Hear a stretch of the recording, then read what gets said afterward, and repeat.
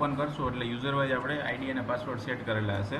એડમિનની અંદર all rights હશે, યુઝરની અંદર આપણે લિમિટેડ રાઇટ્સ છે આપી શકશું. અહીંયા ફર્સ્ટ ઓફ ઓલ મેં માસ્ટર અને ગ્રુપ્સ છે ક્રિએટ કરેલા હશે.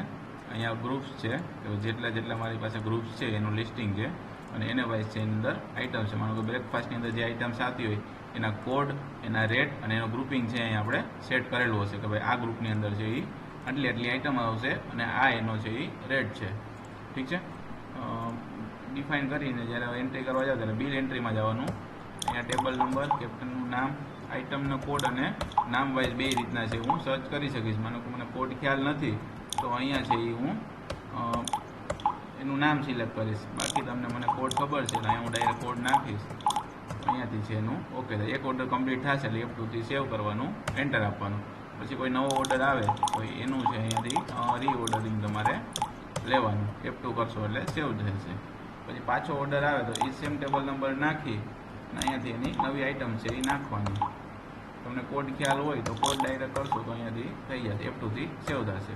કોઈ ભૂલથી આઇટમ એન્ટર થઈ ગઈ હોય તો અહીંયા ક્લિક કરીને હું રિમૂવ કરી શકીશ જ્યારે બિલ હજી બન્યું ના હોય ત્યારે.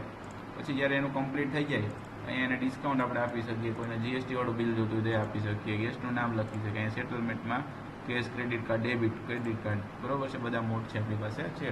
પછી અહીંથી સેવ કરીશ, પછી પ્રિન્ટ આપશું, F3થી પ્રિન્ટ થશે એટલે અહીંયાથી બિલ છે મારું પ્રિન્ટ થઈ જશે.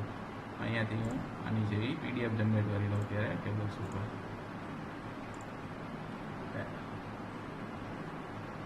આ રીતનું છે મારું સેમ્પલ છે એ બિલ નીકળી જશે. આની સાથે કેઓટી જોતી હશે તો પણ છે એ નીકળી જશે. પછી જ્યારે એના એમાઉન્ટ આવે પછી અહીંથી હું એને ક્લિયર કરી નાખીશ.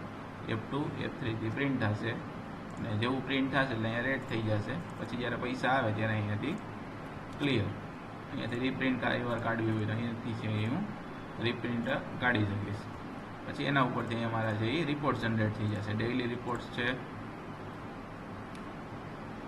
અહીં ટોટલી બિલ્સની ડિટેલ આવી જશે. કેટલા બિલ નંબર બન્યા, કયા ટાઈપ બન્યા, કયા ટેબલ નંબર ઉપર ટોટલ ડિસ્કાઉન્ટ, જો ડિસ્કાઉન્ટ ટેક્સેબલ રાઉન્ડ ઓફ થઈને ટોટલ મારું ટોટલ કેશ છે એ 3047નું છે. એમાં બેંક એકાઉન્ટમાં આટલા આવ્યા અને કેશમાં આટલા આવ્યા, બરોબર છે.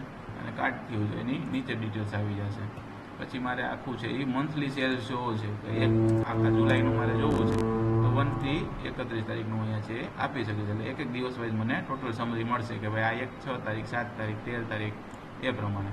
પછી મારે આઇટમ સેલ્સ જોવો છે કે ભાઈ આજનું આઇટમ્સ કેટલી થઈ તો અહીંયાથી છે હું એને લિસ્ટિંગ કરી શકીશ કે ભાઈ બ્રેકફાસ્ટ છે તો મારું આટલી ક્વોન્ટિટી ગઈ છે, દાળ છે આટલી ગઈ છે, ઇન્ડિયન આટલી થઈ, ટોટલ મારી આટલી ક્વોન્ટિટી, આટલા રૂપીઝનું સેલ્સ થયું છે.